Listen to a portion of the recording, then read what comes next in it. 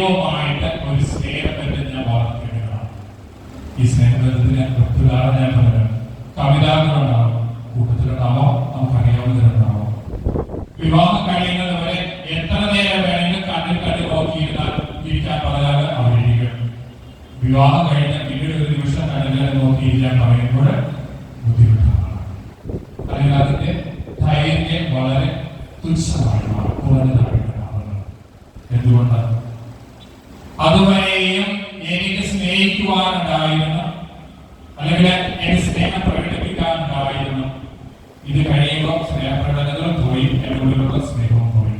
ഉത്തരവാദിത്ത ബോധ്യങ്ങൾ മാത്രം. അവിടെയാണ് നാം പറഞ്ഞു പോവുക.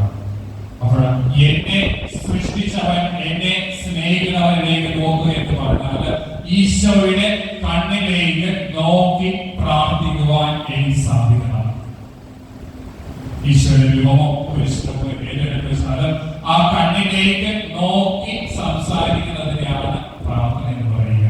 അവിടെയാണ് സ്നേഹബന്ധം ഉടലെടുക്കുന്നത്.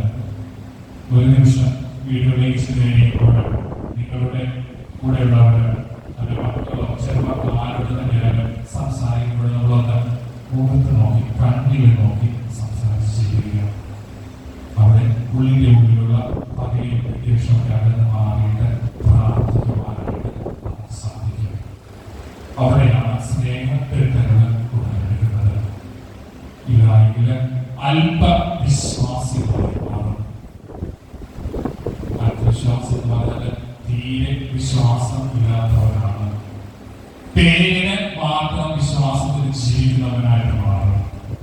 അങ്ങനെയല്ല, പ്രാർത്ഥനയിലൂടെ വിശ്വാസത്തെ മുറുകെ പിടിച്ച് ആ വിശ്വാസത്തെ മറ്റുള്ളവരിലേക്ക് പകർന്ന് നൽകുന്നവരാണ് ഓരോ ക്രൈസ്തവരും, ഓരോ ക്രിസ്തു അനുയായികളും. സ്വീകരിച്ചുകൊണ്ട് ആരും ക്രിസ്ത്യാനിയാവില്ല. നമ്മുടെ പ്രാർത്ഥനകളൊക്കെ നാം ഓർക്കുക. ക്രിസ്തുവിനെ അനുകരിക്കുവാനായിട്ടാണ് ഞാനിവിടെയെങ്കിൽ ക്രിസ്തുവുമായിട്ട് ഒന്ന് ചെയ്യണം. എങ്കിലേ അവനെന്താണ് എന്ന് എനിക്ക് മനസ്സിലാക്കും. എന്റെ ഭർത്താവിന്റെ ഭാര്യ മക്കൾ മനസ്സിലാക്കണമെങ്കിൽ അവരോട് ഒരുമിച്ച് ചെയ്യണം. പല മുറികളിൽ ഒരു മുറികളിൽ പല സ്ഥലങ്ങളിൽ ഇരുന്നാൽ മനസ്സിലാവില്ല. ചേർന്ന് ഇരിക്കുവാൻ ശ്രമിക്കുകയാണ്. വിട്ടുവീഴ്ചയിലാണ് ചേർന്നിരിക്കുവാൻ നമുക്ക് സാധിക്കുക. വിട്ടുവീഴ്ചകളുണ്ടാവണം. നാം മറ്റുള്ളവർക്കായിട്ട് വിട്ടുകൊടുക്കുന്നവരാവണം. നേടിയെടുക്കാനായിട്ട് വിട്ടുകൊടുക്കുന്നതാണ് ഏറ്റവും കടത്തലാണ്. അത് തന്നെയാണ് കർത്താവ് പഠിപ്പിച്ചത്. തന്നെ കുരിശിന് രണ്ട് കൈ പിടിച്ച്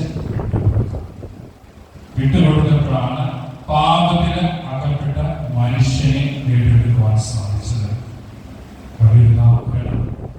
വേണ്ടിയാണ് തന്റെ മകന് വേണ്ടിയിട്ട് കുറഞ്ഞത് 32 വർഷമാണ് ഞാൻ പ്രാർത്ഥിച്ചത്.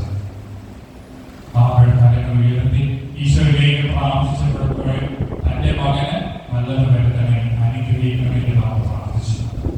അതുകൊണ്ടാണ് വിശുദ്ധ രഹസ്യമായത്. നമ്മുടെ പ്രാർത്ഥനകൾ നമ്മുടെ ജീവിതത്തെയും നമ്മോടൊപ്പം ഉള്ളവരുടെ ജീവിതത്തെയും മനസ്സാന്തരത്തിലേക്ക് വരുവാനും വിശദീകരിക്കുവാനും എന്റെ പ്രാർത്ഥന ജീവിതത്തെക്കുറിച്ച് ഒരു നിമിഷം നമ്മൾ ചിന്തിച്ചു നോക്കാം.